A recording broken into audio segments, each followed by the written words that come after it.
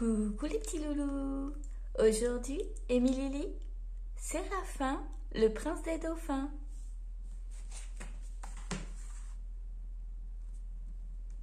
Séraphin est le fils du chef des dauphins.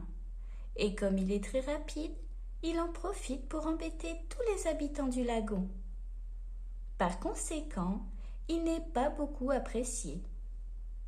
Mais un jour, voilà qu'il se coince la nageoire dans le hublot d'une épave. Il est piégé. Comment va-t-il faire pour s'en sortir tout seul? Un livre sur le thème de l'humilité. Séraphin, le prince des dauphins.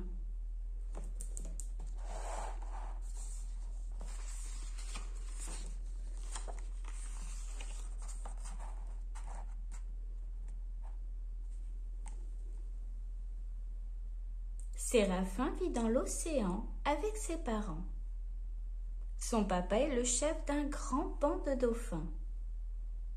Séraphin sait qu'une fois grand, il sera à son tour le chef et, tout fier, il en profite pour agacer les habitants du lagon, car il est super rapide.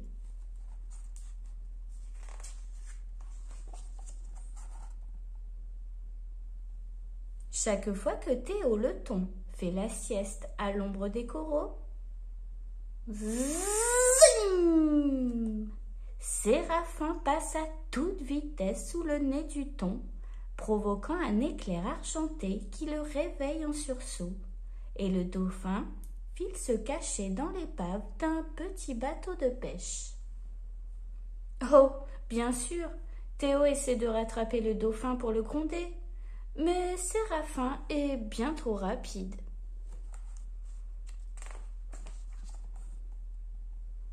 Puis, c'est au tour de Baptiste le baliste. Ce grand poisson flâne tranquillement à travers les algues et les coraux lorsque soudain... Zing! Séraphin le frôle à toute vitesse en l'effrayant. C'est toujours la même chose. Le grand éclair argenté réveille tout le lagon et part se dissimuler dans le bateau.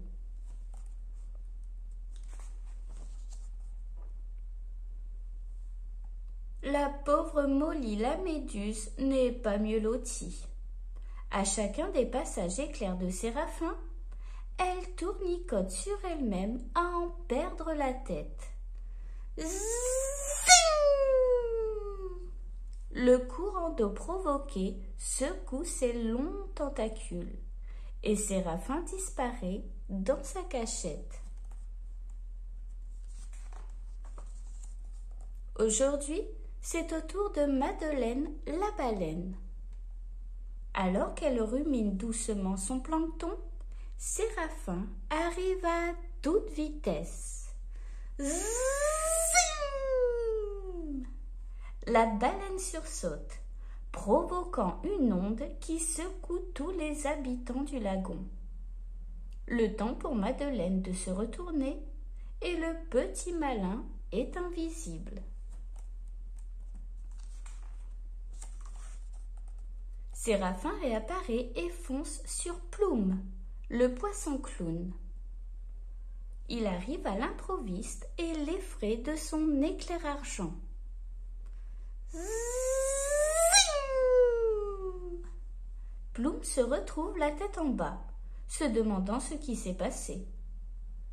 Du fond de son épave, Séraphin, bien caché, se moque de tous ses petits copains. Un jour, n'en pouvant plus, tous se réunissent et décident de demander audience au Grand Bleu, le père de Séraphin.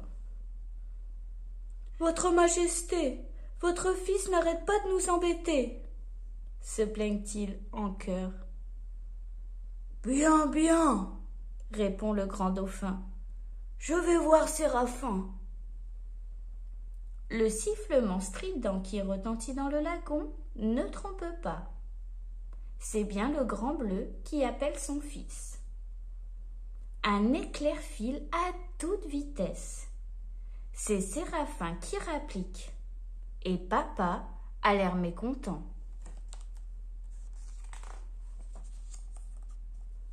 Tout le monde se rassemble autour des deux dauphins. Séraphin, j'ai appris que tu importunais tes amis? Ben non, papa, répond l'effronté. C'est juste que je nage tellement vite que parfois je ne me rends pas compte que je passe si près d'eux. Je te demande maintenant de faire attention et de ne plus les embêter. Sinon, tu auras affaire à moi. Compris? Oui, papa, dit Séraphin tout penaud. Le lendemain, alors que Théo a enfin trouvé un endroit pour dormir, se faisant un lit douillet de gorgones et d'éponges, il ferme les yeux. Zing! Théo bondit de stupeur. Rrrr!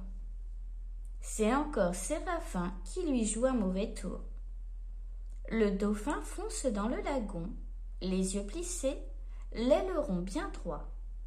Il s'en donne à cœur joie. Toujours plus vite, il nage droit devant lui pour se cacher. Mais cette fois-ci, il arrive trop vite dans le bateau et sa nageoire se coince dans le hublot.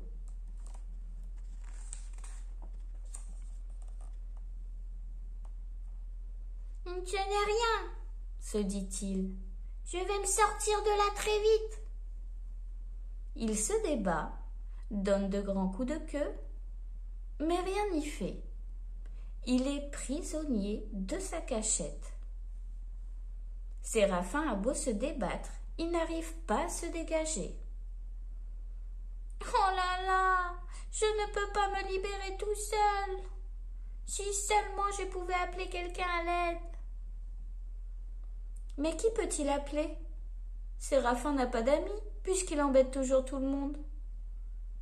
Il est certain que personne ne voudra l'aider. Le petit dauphin est tout triste. Non loin de là, Estelle, le poisson demoiselle, se promène. Près de la vieille épave, elle entend Séraphin qui appelle à l'aide et s'aperçoit qu'il est coincé. Il faut le sortir de là. Mais elle est bien trop petite pour ça. D'un coup de nageoire, elle part chercher de l'aide.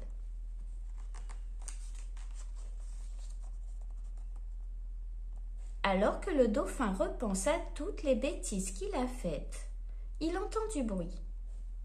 C'est Estelle qui est à la tête de tous ses amis venus pour l'aider. Il y a Théo le thon, Baptiste le baliste, Molly la méduse et même Ploum le poisson clown qui tournicote autour du bateau. Ils vont tous essayer de sortir Séraphin de là.